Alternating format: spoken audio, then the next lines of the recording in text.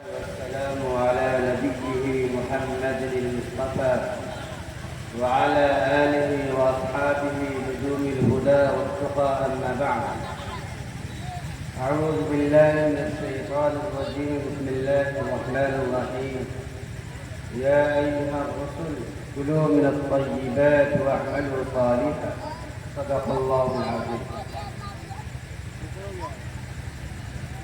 بہت ہی محترم اور محتشم شخصیت کے مالک ہیں آپ حضرات. بہت ہی لائق احترام اور قابل قدر ہیں آپ حضرات. اتنا بہترین محفل سجایا، شاندار شامیانہ لگایا، روشنیوں کے ذریعے سے اس کو ہر طرف روشن کر دیا، اور مجلس میں بھی الحمدللہ حاضرین موجود ہیں جو پوری توجہ کے ساتھ علماء کے بیانات کو سن رہے ہیں. میں امامت شریعہ کا خادم ہونے کی حیثیت سے آپ حضرات کا شکریہ ادا کرتا ہوں کہ آپ نے اپنی قیمتی اوقات کو فارغ کیا، اپنی راحت و آرام کو چھوڑ کر علماء کے بیانات کو سننے کے لیے اس حسین محفل میں جمع ہوئے. دعا کرتے ہیں اللہ تعالی ہم سب کی حاضری کو قبول فرمائے، اور جس محبت کا ثبوت آپ حضرات نے دیا ہے اللہ تعالی اپنی شان کے مطابق بدلہ عطا فرمائے. فرمایا آقا صلی اللہ علیہ وسلم نے کہ لوگوں، تم اپنے آپ کو 4 جماعتوں میں سے کسی بھی جماعت میں بنا لو، کامیاب ہو جاؤ گے. کن عالماً، عالم بننے کی کوشش کرنا. پہلی جماعت تو یہ ہے کہ تم عالم بننے کی کوشش کرو. اور متعلماً، یا پوری زندگی علم کی تلاش میں گزارو.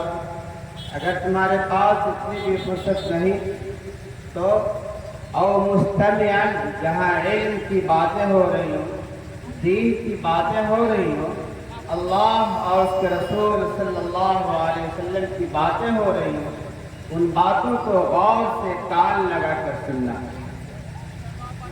اور اگر تمہارے پاس اتنی بھی فرصت نہیں، موقع نہیں، تو چوتھی جماعت یہ کہ محباً، علماء سے، علم سے، اہل علم سے محبت رکھنے والا بننا.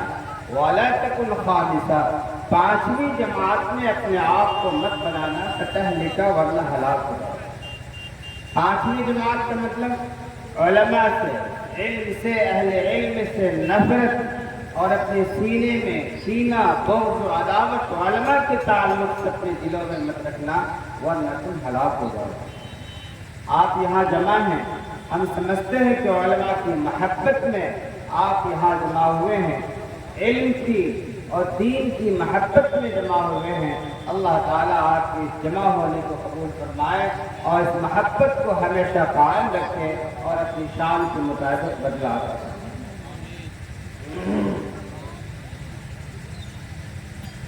ہم محسوس کرتے ہیں کہ مجلس میں جتنے بھی حاضرین ہیں الحمدللہ وہ سب کے سب اللہ کے احکام پر اور شریعت پہ عمل کرنے والے ہیں. اور کیوں عمل نہ کرے؟ ہمارا خالق و مالک اللہ ہے، ہمارا رازق اللہ ہے، اور پیغمبر مصطفیٰ احمد مصطفیٰ محمد رسول اللہ صلی اللہ علیہ وسلم نے بڑی جافشانی کے ساتھ، بڑی محنت اور قربانی کے ساتھ اس دین کو ہم تک پہنچایا ہے. آخر اس دین کا پاس و لحاظ ہم کیوں نہ رکھیں؟ اس اللہ کا ڈر ہمارے سینے میں کیوں نہ ہو؟ ایمان تو وہ چیز ہے کہ اللہ کی محبت میں انسان کو تڑپانا سکھاتی ہے. ایمان تو وہ چیز ہے کہ انسان کو اللہ کی یاد میں تڑپنا سکھاتی ہے. میرے بھائیوں، مسلمان ہیں اور ہمارے سینے میں الحمدللہ ایمان ہے، اور بحیثیت انسان غلطی ہوتی ہے، لیکن جب تنبہ ہو اور ہمیں واقف کرایا جائے تو پھر اللہ کی بندگی کا تقاضا یہ ہے ہم صحیح سمت میں آ جائیں، شریعت پہ عمل کرنے والے بن جائیں اور اللہ سے اپنے رشتے کو مستحکم و مضبوط کریں۔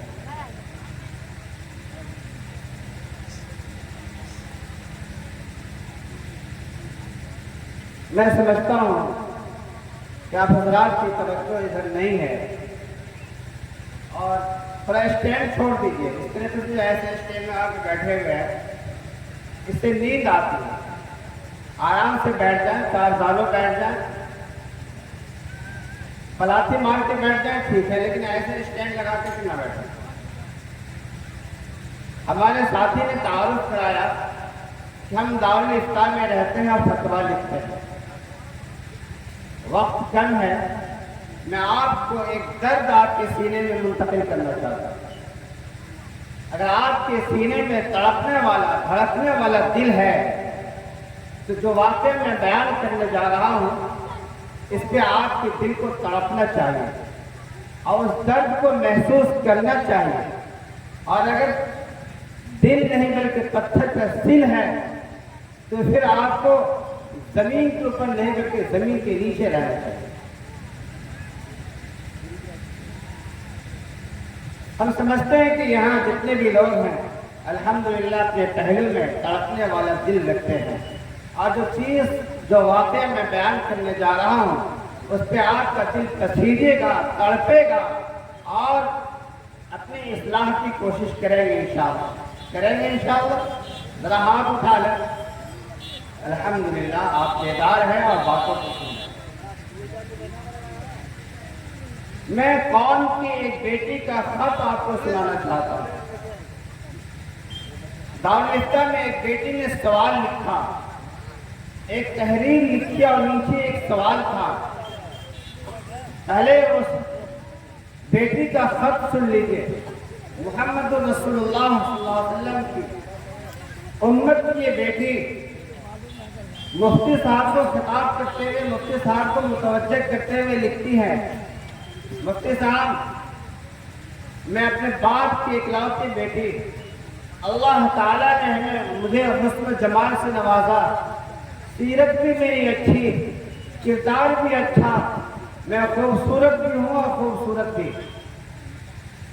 والد محترم نے بہت ہی لاڈ و پیار سے پالا اور پوسا۔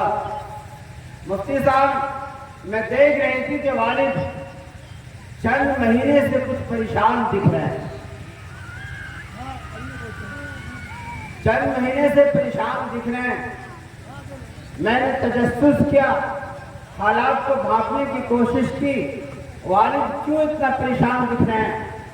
جس والد کے چہرے پہ میں ہمیشہ مسکراہٹ دیکھا کرتی تھی اور جو والد میرے تمنا اور میرے آرزو کو پورا کرنے کے لیے میرے ایک اشارے کا منتظر رہا کرتے تھے، آج میں اس والد محترم کے چہرے پہ پریشانی کی لکیر دیکھ رہی ہوں اور محسوس کر رہی ہوں کہ میرے والد بہت پریشان دکھ رہے ہیں۔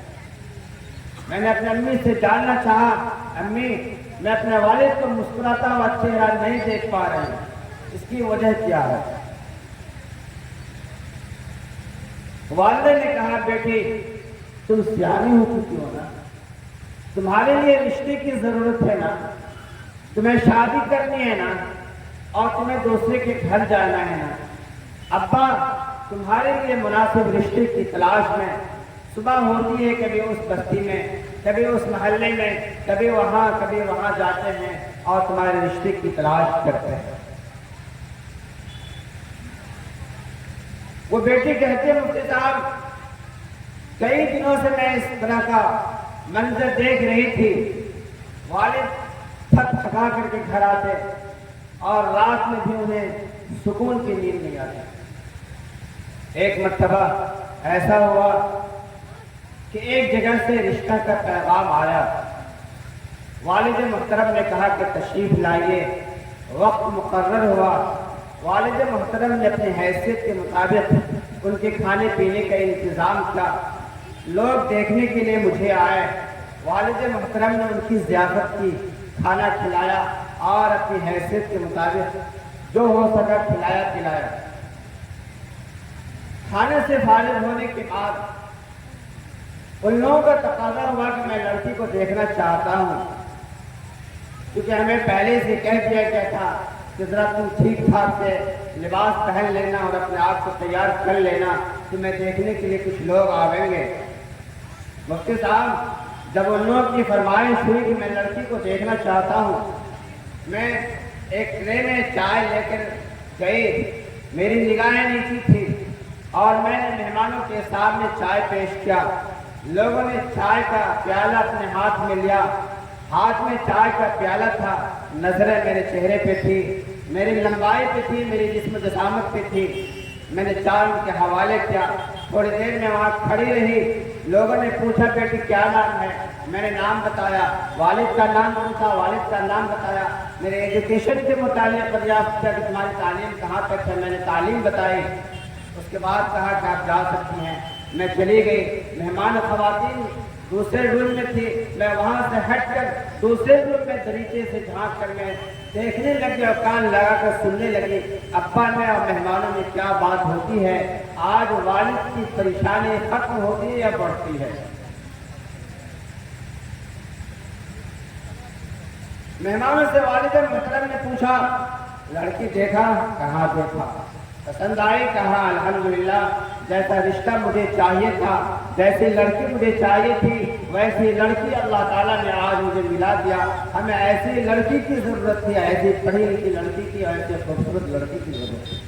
کہا رشتہ منظور ہے؟ کہا منظور ہے۔ اگلا سوال والد محترم کا تھا کہ کچھ ڈیمانڈ ہے آپ کا؟ کہا ہاں، میرا بیٹا بھی پڑھا لکھا ہے اور جانتے ہیں آپ کہ آج کل پڑھے لکھے لڑکوں کی قیمت بڑھ جاتی ہے، آپ کی صلاحیت کم ہے، میں اس کا خیال رکھتا ہوں اور 4 ویلر کو نہیں مانگتا اس لیے کہ 4 ویلر کی قیمت بڑھ جاتی ہے، میں آپ سے 6 لاکھ روپے مانگتا ہوں۔ اچھا اور کوئی تقاضا؟ کہاں تاریخ شادی کی مقرر ہوگی اور شادی کے دن 300 بارات آئیں گے، کھانے کا یہ مینو ہوگا۔ ذرا سنبھل کے سنیے گا۔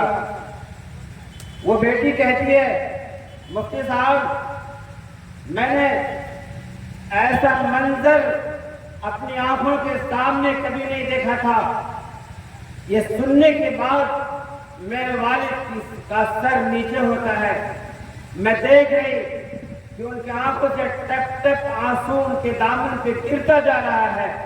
سر اٹھایا، والد محترم نے ہمت کر کے کہا آپ کو یہ رشتہ منظور، لیکن ہمارے اندر وہ سکت نہیں کہ میں آپ کی اس فرمائش کو پورا کر سکوں، آپ تشریف لے جا سکتے ہیں۔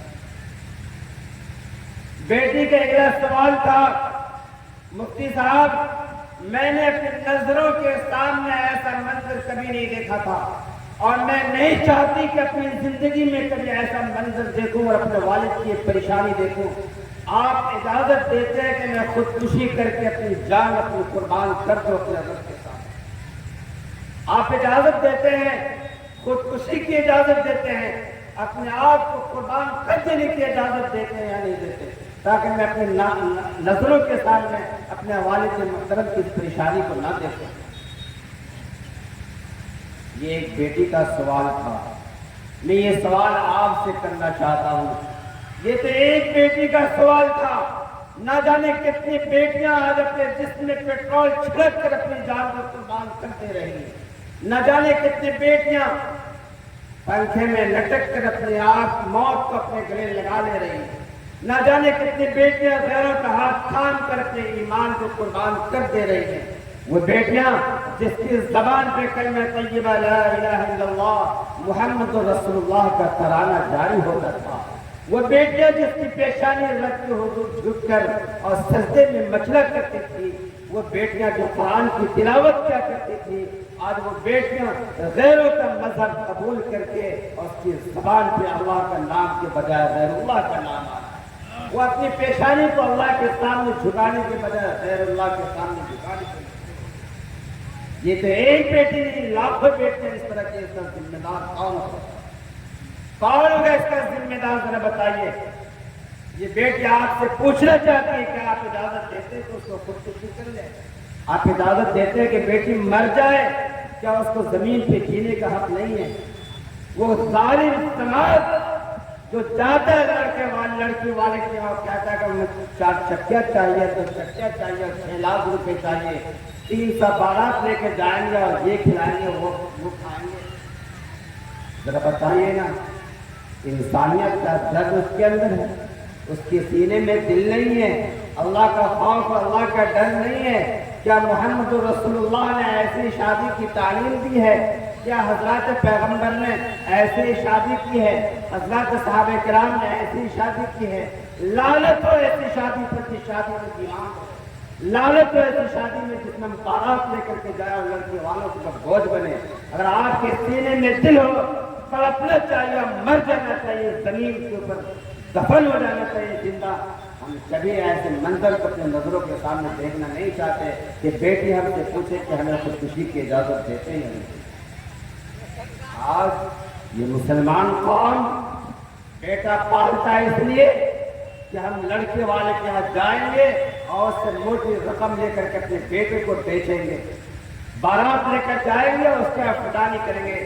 یاد رکھیے، لڑکا والا لڑکے والے سے جو بھی نقد رقم یا سامان جہیز تلک وغیرہ لیتا ہے وہ حرام ہے، فقہ نے اس کو حرام قرار دیا ہے، بالکل جائز نہیں ہے۔ اگر آج یہ روپے دنیا میں واپس نہیں کریں گے، سن لیجیے کہ قیامت کے دن واپس کرنا پڑے گا، کیونکہ رشوت ہے۔ اس کا حکم یہ ہے کہ جو روپیہ پیسہ لڑکی والے سے آپ لیتے ہیں، چاہے مانگ کر لیں یا بلا مانگے، وہ رشوت ہے اور رشوت کے لینا حرام ہے۔ اس کو اگر آج دنیا میں واپس نہیں کرتے، کل قیامت کے دن واپس کرنا ہوگا، اور کل قیامت میں روپے کی شکل میں، گاڑیوں کی شکل میں واپسی نہیں ہوگی، بلکہ آپ کا اعمال کی شکل میں واپسی ہوگی۔ اس لیے بھائیو، بہت مہنگا سودا ہے، بہت مہنگا سودا ہے۔ آپ لڑکی والوں سے کسی طرح کی رقم نہیں لے سکتے، کسی طرح کی فرمائش نہیں کر سکتے۔ لڑکی والے اپنی ثواب فیس سے اگر کوئی فرنیچر وغیرہ، ویسے تو جو بھی سامان ہے اس کے انتظام کی ذمہ داری لڑکے کے سر ہے۔ وہ اپنی بیٹی اپنی بیوی کو کہاں سلائے گا، کیا کھلائے گا، کس چیز میں کھلائے گا، یہ لڑکے کی ذمہ داری ہے نکاح کے بعد۔ لیکن اگر کوئی لڑکی والا اپنی بیٹی کو کچھ سامان دے دیتا ہے جائز میں، اس کا مالک وہ لڑکی ہے، آپ کو مانگنے کا حق نہیں ہے۔ اگر آپ مانگتے ہیں تو جائز نہیں ہے۔ آپ پرہیز کریں گے انشاءاللہ، لڑکی والوں سے کسی طرح کی کوئی ڈیمانڈ نہیں کریں گے، کچھ رقم نہیں لیں گے۔ یہاں روپے لینے کا رواج ہے کہ نہیں ہے؟ بولیے نا۔ ہر ایک کے دل میں چور بیٹھا ہوا ہے، ہر ایک کے دل میں چور بیٹھا ہوا ہے۔ یاد رکھیے، اگر آج آپ لڑکی والوں سے کسی طرح کی کوئی رقم لیتے ہیں تو اللہ کے یہاں آپ کو جواب دینا ہوگا۔ آپ حوا کی بیٹیوں پر، محمد رسول اللہ صلی اللہ علیہ وسلم کی بیٹیوں پہ ترس نہ کھائیں، لیکن حالات بد سے بدتر ہو گئے ہیں۔ ہماری بیٹیاں غیروں کے شادیوں کی مہنگا ہونے کی وجہ سے غیروں کا ہاتھ تھام کر اپنے ایمان کو قربان کر دینے پر مجبور ہو جاتے ہیں۔ نکاح آسان سے آسان کیجیے، نکاح آسان سے آسان کیجیے۔ پانی انسانی ضرورت ہے، اللہ تعالیٰ نے پانی کو کتنا آسان بنایا۔ ہوا انسانی ضرورت ہے، اللہ تعالیٰ نے